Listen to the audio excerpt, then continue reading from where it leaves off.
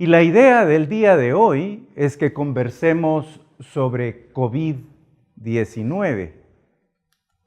Y creo que usted estará de acuerdo, doctora, que lo prudente, lo primero para hacer es preguntarnos qué es COVID-19.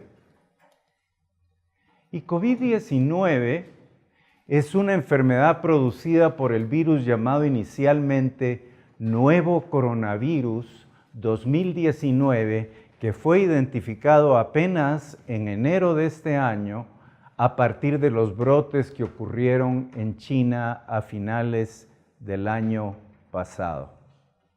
Sin embargo, este nombre no vino para quedarse y más recientemente fue renombrado como Coronavirus 2 del síndrome respiratorio agudo severo, SARS por sus siglas en inglés, CoV-2.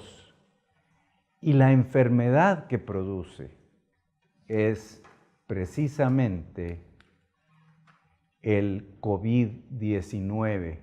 Coloqué su nombre en inglés porque eso ayuda a que les haga sentido las siglas incluidas en el nombre. El virus SARS-CoV-2, la enfermedad que produce COVID-19. Y este SARS-CoV-2 pertenece a una familia de virus que causan síntomas que van desde el catarro común hasta las infecciones serias de las que hemos escuchado hablar. Son virus grandes, con envoltura, de cadena simple de ARN en sentido positivo, pero yo les recuerdo que en sentido positivo se refiere a que tiene una similitud importante con el ARN mensajero y que puede ser transcrito con facilidad. Y estos coronavirus han producido brotes de enfermedad severa en el pasado, incluyendo el síndrome respiratorio agudo severo o SARS-CoV, sin el 2, que surgió en el 2002 y que casi misteriosamente desapareció un año después. Esta enfermedad ya no está vigente. La que sí está vigente es el síndrome respiratorio de Oriente Medio o MERS-CoV, MERS por Middle East, que surgió en el 2012 y que seguimos viendo casos. Y fuera de que es interesante mostrar que el coronavirus del que hablamos hoy no es el primero que ha producido infección seria, es importante hablar de estos para referirnos a la mortalidad producida por el virus actual en contraste con otros coronavirus. El SARS infectó alrededor de 8,000 personas, o en otras palabras, 8,000 personas desarrollaron síntomas y su mortalidad fue de 10%.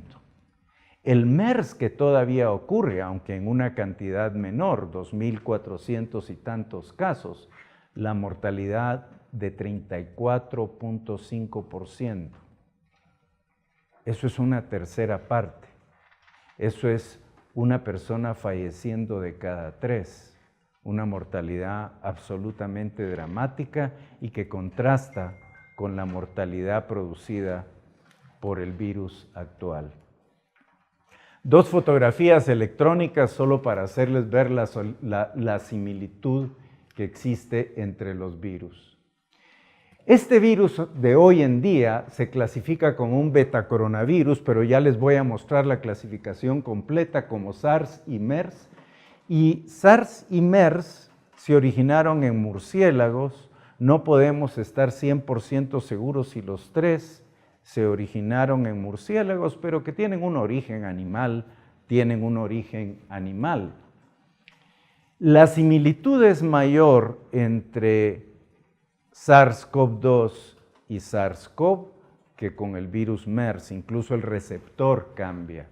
Pero poseen una secuencia genética de 70% estos 2 virus de SARS, o sea que son muy similares en algunos sentidos. En contraste con estas enfermedades severas, tenemos que hablar de que coronavirus son causa común de catarro. Y se ha estimado que de 10 a 30% de los catarros en adultos son producidos por coronavirus. Claro, coronavirus distintos de SARS, MERS y COVID. Pero un punto a reflexionar muy valioso es que las pruebas de laboratorio que detectan estos coronavirus comunes no son capaces de detectar SARS-CoV-2. Y son parte, las pruebas de detección para estos coronavirus, de esos paneles respiratorios de PCR o basados en reacción de polimerasa en cadena, que están presentes en hospitales privados e incluso en algunos nacionales. Algunos de ustedes han de recordar que cuando empieza el escándalo, alguien dice, primer caso de coronavirus en Guatemala. ¿Sí? Porque llegó algún paciente con algunos moquitos y tos, le hicieron el panel respiratorio, coronavirus positivo, ya está. Son los coronavirus que producen catarros. La prueba para SARS-CoV-2 es una prueba específica de la que hablaré después. Insistiendo en aspectos de la familia, es una familia vasta de virus. Y de esa familia vasta, que también menciono algo luego, 7 son causantes de enfermedad en humanos, 4 catarritos y 3 enfermedad severa, SARS, MERS y COVID. Algunos, como decía previamente, típicamente infectan animales y han logrado evolucionar a infectar humanos. Y cuando se ha hecho el análisis epidemiológico del origen de SARS-CoV-2, parece remontarse a un mercado grande en China donde se venden o se vendían, porque está cerrado, animales vivos, animales muertos, mariscos, etc. Lo importante es que evolucionó y ahora es capaz de transmitirse entre nosotros. Para hacerles una idea de la vastedad de la familia y de la taxonomía del virus, estamos hablando de 39 especies en 27 subgéneros, 5 géneros y subfamilias. Y ustedes, académicos, porque este grupo es de los más académicos que ha pasado por esta facultad de medicina y los conozco bien, para ustedes académicos aquí está la clasificación completa y ya ustedes van a revisar la presentación o podrán revisar el video para ver la nomenclatura desde reino Riboviria hasta las especies de coronavirus relacionados con el síndrome severo respiratorio agudo, y luego ya viene la nomenclatura individual, como decir SARS-CoV-2. Hemos dicho en esta clase y en otras tantas que en la vida todo es llave y cerradura. La llave de este virus es una glicoproteína en la superficie que se unirá al receptor en la célula que será la cerradura. Y es apasionante. Y esto yo no lo sabía hasta el día de ayer que el doctor Tercero con aquella academia me lo explicó. Claro, fui a leer, como correspondía, que el receptor para SARS-CoV-2 es la enzima convertidora de angiotensina 2 con la que cardiólogos, internistas están familiarizados y que no es el motivo de esta clase.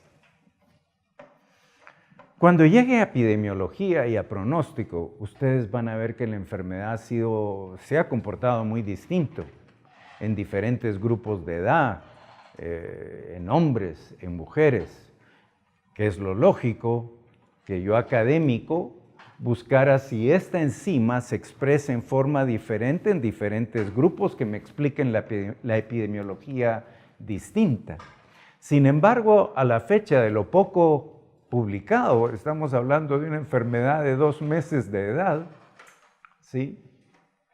No se ha encontrado diferente expresión de la enzima por raza, comparando caucásicos y asiáticos, por edad, considerando un punto de corte menores y mayores de 60 años, o por género, hombres y mujeres. Pero muy importantemente, y voy a insistir en esto, hay una expresión significativamente más alta en fumadores. E insistiré en el riesgo relacionado con el tabaquismo. Para cerrar esta primera sección, esta es la imagen del mercado que nos tiene ahora de rodillas en el planeta, en mucho injustificadamente, diría yo, y en una forma casi demencial, pero este es el mercado que nos puso de rodillas, donde se cree que se originó el virus y que actualmente está cerrado. Un par de elementos de clínica nada más, porque la clínica no es muy complicada. Y siempre que hablamos de clínica, y ustedes son expertos en periodos de incubación de enfermedades infecciosas, ese es el primer elemento a discutir, y el periodo de incubación promedio es de 5 días, de 4 a 7 en promedio. Y para hablar de los síntomas, lo que hice es copiar, porque me parece interesante y de muy buen diseño, este afiche del Centro de Control de Enfermedades en Atlanta, en los Estados Unidos, que nos recuerda 3 elementos básicos: fiebre, tos y, diríamos, cierto grado de dificultad respiratoria o cortedad en la respiración. Es muy lógico pensar que esa tríada no tiene que estar presente en todos. Si a mí me da una enfermedad muy leve, no tengo por qué tener dificultad respiratoria. Tal vez tendré algo de fiebre, tal vez tendré algo de tos, pero no necesariamente un compromiso mayor. Para hablar de epidemiología, les quiero mostrar una publicación muy reciente de hace 2 días, y ya está desactualizada a la velocidad que el virus se está moviendo en el planeta. Pero hace 2 días hablábamos que en China había 80,000 casos confirmados con 3,000 muertes, 45,000, 44,500 curados. 3.6% es la letalidad reportada en China a la fecha. En el resto del planeta, cerca de 10,000 casos en 66 sitios, 528 curados, 133 fallecidos. Y lo que ustedes leen en las noticias hoy en día es cómo en Italia los casos se duplicaron y nuevamente ciudades enteras clausuradas, colegios cerrados, transporte cancelado. Una situación que con suerte les dejaron abiertas farmacias y algunos supermercados, pero la situación es pavorosa. Nos llega mucha publicidad sobre los fallecimientos en Estados Unidos, y a propósito de fallecimientos, tenemos que saber que la letalidad ha variado en los diferentes países. Ya mencioné China, pero mientras China 3.6 o Irán 5.5% en Corea del Sur. Tiene que haber diferencia no solo en los sistemas de salud, sino probablemente en el comportamiento de la enfermedad. Italia 2%, y hoy en día diríamos que globalmente la letalidad es de 1.5%. Ningún muerto es despreciable, pero debiéramos compararlo también con el 30 y tantos % del MERS y el 10% de SARS. Dentro de esta familia de coronavirus no tiene la agresividad de sus 2 parientes cercanos de enfermedad severa. Su número básico de reproducción 3 a 4, pero estoy seguro que usted conoce que es el número de sujetos susceptibles que se infectan luego de exposición a un caso. Y eso es de 3 a 4.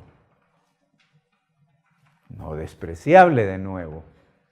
Pero recordemos sarampión, que sigue matando muchas más personas en el planeta que cualquiera de estas enfermedades. El número de reproducción de sarampión, de tosferina, es de 12 a 18. Para la lista de enfermedades inmunoprevenibles, este número de reproducción básico es más bajito que cualquiera de las enfermedades inmunoprevenibles para las que no vacunamos, incluyendo sarampión, que también en forma demencial está matando personas alrededor del mundo en una forma masiva. Para hablar de pronóstico, ustedes saben que yo soy simplista, o por lo menos trato de simplificar la información. Y la forma más dramática de simplificarla es que hay 3 grupos blancos principales que tienen riesgo elevado de mortalidad. Esos somos los hombres, los adultos mayores y los fumadores.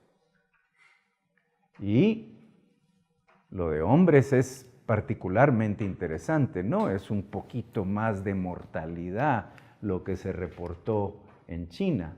La mortalidad en hombres fue el doble de la mortalidad de mujeres, en mujeres. Y esto no pareciera obedecer solo al hecho de que ustedes mujeres son el sexo fuerte por excelencia, incluyendo desde el punto de vista inmune. Pareciera obedecer a otros factores.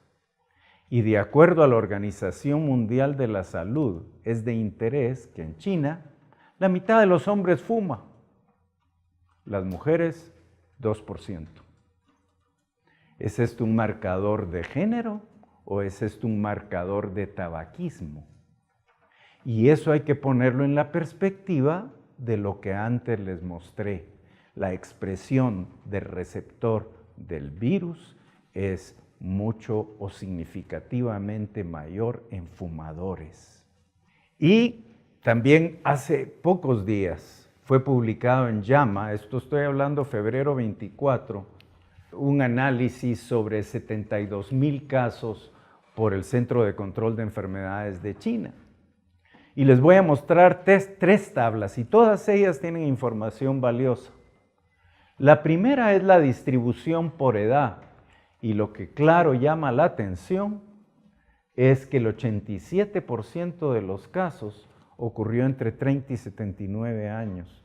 Es una enfermedad de adultos. No estoy hablando ahora de riesgo de mortalidad, simplemente de frecuencia de la enfermedad. Contrasten eso con los grupos pediátricos. 1% de los casos menores de 10 años, 1% de los casos entre 10 y 19 años. No me pidan que lo explique porque todavía no es fácil de entender, pero esto no es una enfermedad pediátrica. Los niños ni se mueren ni parecieran infectarse como se infectan los adultos. Puede ser que sí se infecten, claro, y que sean infecciones asintomáticas o tan leves que no las reconozcamos. Eso es muy obvio, pero no es una enfermedad pediátrica. Es un fenómeno de muchísimo interés. La segunda tabla que les quiero mostrar es el espectro de la enfermedad. Y lo que ustedes han leído en los periódicos, porque espero que estén leyendo los periódicos, 81%, digamos 4 de cada 5 casos, lo que produce es una enfermedad leve. Y a ustedes que la tía les pregunta, porque a uno lo ven estudiar medicina y la tía lo visualiza a uno como un médico con 30 años de experiencia, todos hemos pasado por ahí, a la tía hay que decirle tía, ¿sí? 80% le da una enfermedad leve, calma. Es uno de los mensajes que hay que dar de calma, ¿sí? La enfermedad, claro, puede ser severa y definimos severa a aquellos pacientes taquipneicos que están saturando mal, que desarrollan infiltrados pulmonares, o sea, desarrollan una neumonía. Y hablamos de casos críticos, cuando el paciente no solo hizo una neumonía, sino que hace fallo respiratorio, hace choque séptico, disfunción multiorgánica con un mal pronóstico. La tercera tabla para mostrarles es la mortalidad. Para insistir de nuevo que los pacientes mayores son los que tienen una mortalidad mayor. 15% a los 80 años, muy distinto del 1.5% global que les mostraba. 79 años, un 8%. En este reporte, porque las cifras las van a ver oscilar, en China reportan que la mortalidad de los casos confirmados fue un 2.3% dentro del rango que les había mostrado.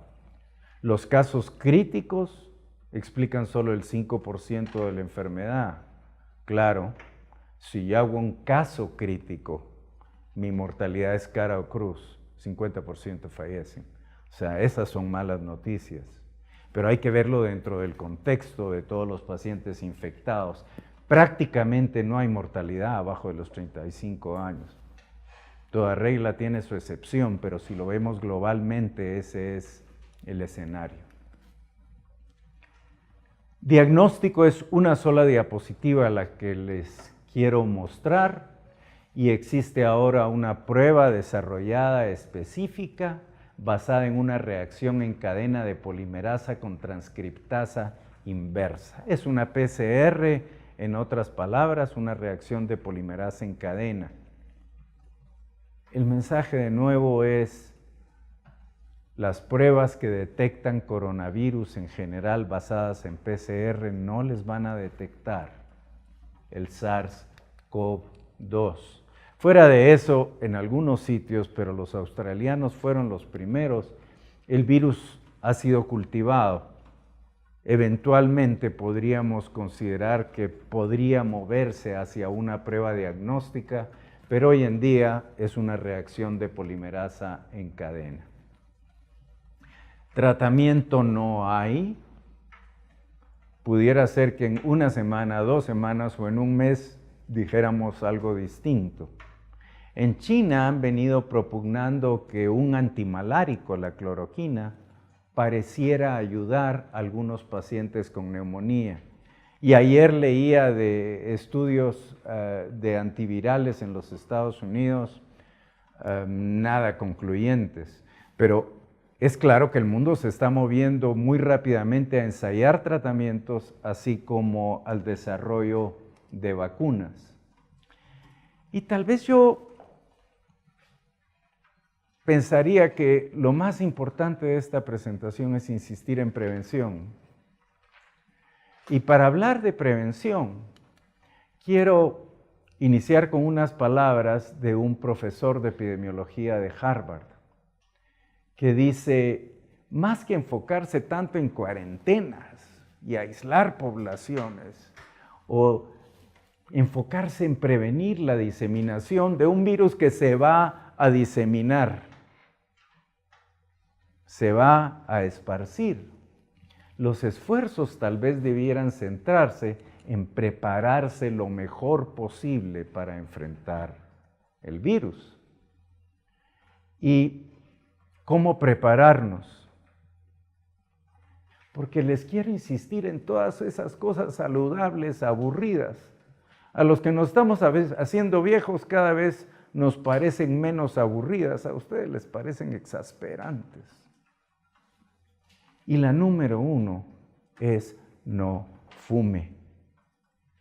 Y el que fuma, pare de fumar, aunque le cueste, aunque le den temblores, aunque le dé una abstinencia espantosa y tenga que correr 30 kilómetros una mañana. Pero hoy en día es no fumar.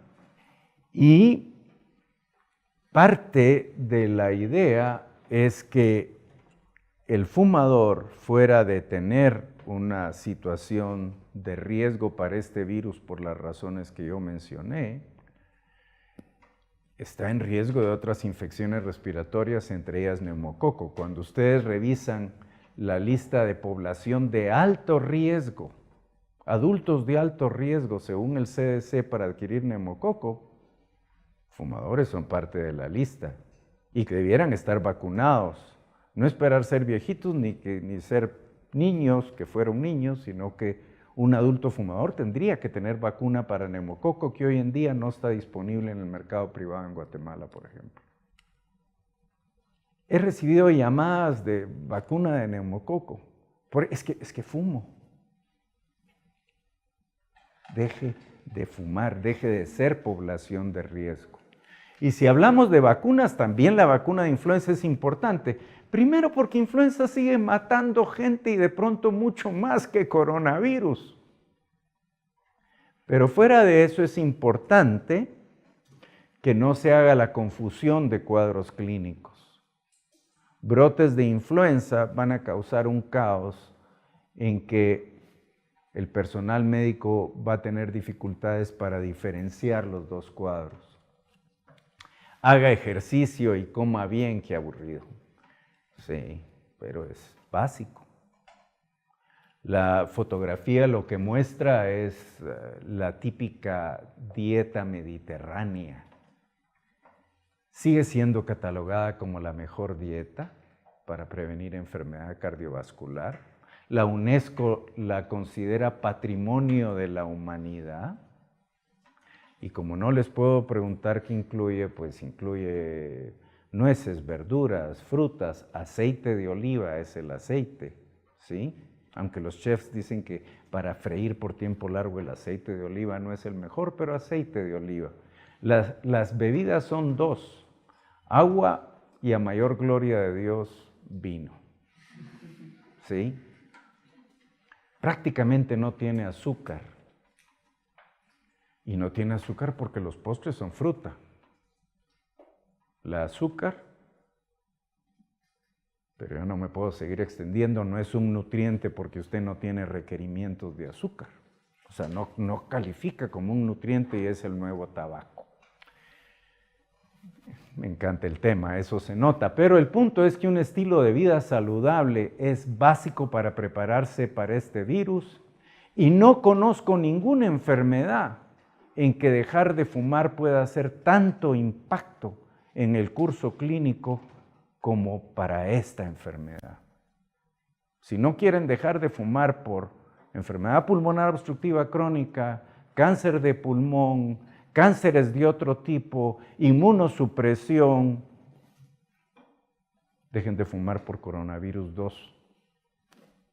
Llegando a cosas más terrenales, hablemos de las otras medidas que ustedes han leído en los periódicos. Nada sustituye al lavado con agua y jabón, por lo menos por unos 20 segundos. Más infecciones se transmiten por manos sucias que por contacto con las microgotitas de saliva. Y luego, la disponibilidad de geles con alcohol. Pero todos los días mira uno geles que son perfumitos. Tienen que leer en la etiqueta que el contenido de alcohol sea mayor del 60%. Si no es un mal gel o no es un gel desinfectante.